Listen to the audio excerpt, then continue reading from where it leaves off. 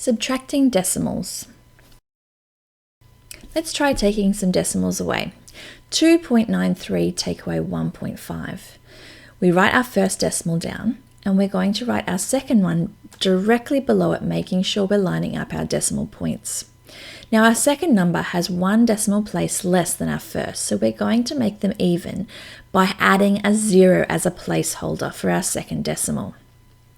Now we're simply going to subtract starting from the right hand side. 3 take away 0 gives us 3. 9 take away 5 is going to give us 4.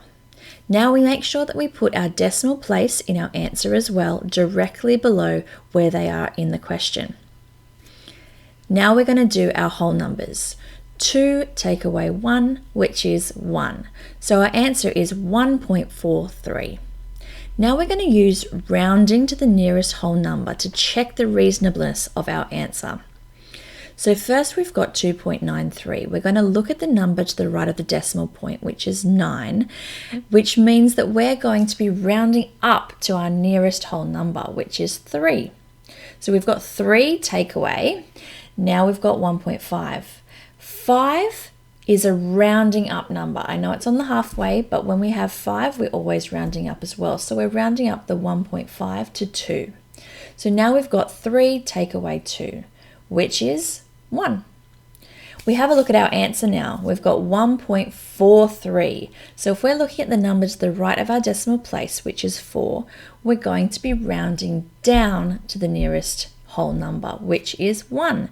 So our answer is perfectly reasonable and highly likely to be correct. Let's try another one. 8.68 take away 6.5. We're going to write our first decimal down and then we're going to write the second decimal directly below it, making sure we're lining up that decimal point perfectly. Now our second number has a decimal place less, so we're going to use a 0 as a placeholder to make our number of decimal places the same for both numbers. Now we're going to take away starting from the right hand side. 8 take away 0 gives us 8. 6 take away 5 gives us 1. Now we're making sure we're putting our decimal point directly below where it is in the question. So we're dropping that down and then we're going to take away our whole numbers. 8 take away 6 gives us 2. So our answer is 2.18. Now we're going to check the reasonableness of our answers by rounding to the nearest whole number. So we have 8.68. The 0.6, so we look at the right of the decimal place, is going to round up to 9. Our 6.5, the 0.5 means we're going to round up as well to 7. So we have 9 take away 7, which is 2.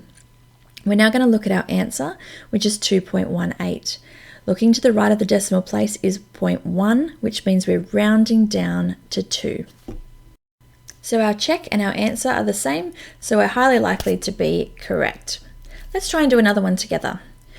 6.21 take away 1.9. This one's going to be a little trickier because it's going to involve trading. We're writing our first decimal down and our second one below it, making sure we're lining up those decimal points again. We add zeros to hold our places and give us the same number of decimal places. Now we're going to take away from the right hand side. We've got 1 take away 0, which gives us 1. The second column is 2 take away 9, which we can't do. So we're going to need to do trading, and we're going to trade from that next column, which is our whole numbers. So we're going to take from the 6 and make it 5, and we're going to put that 10 right next to our 2. So we're going to have now 12 take away 9. So 12 take away 9 is going to be 3. Just like normal, we're going to make sure that decimal point is lined up perfectly in our answer as well. And we drop that down here now in between them. Now our 6 has changed to a 5. So we've got 5 take away 1, which gives us 4. We're now going to check the reasonableness of our answers by rounding to the nearest whole number. 6.2 is going to round down to the 6. 1.9 is going to round up to the 2. So we've got 6 take away 2. 6 take away 2 is 4. We now look at our answer, 4.3. The 0.3 means we're going to round down to the 4. So our answer and our check are the same, so it's highly likely we're correct, and it's a very reasonable answer to have. Let's try a problem with a few more decimal places. We have 42.19 take away 31.44. We're writing down our first decimal and our second directly below it, making sure we're lining up that decimal point. Now both of these numbers have the same number of places, so that's perfect. We don't have to add any zeros. We're going to subtract firstly from the right hand side. 9 take away 4 gives us 5. 1 take away 4 we can't do, so we need to borrow from the next column. So from that 2 we're going to take 10, which makes it 11.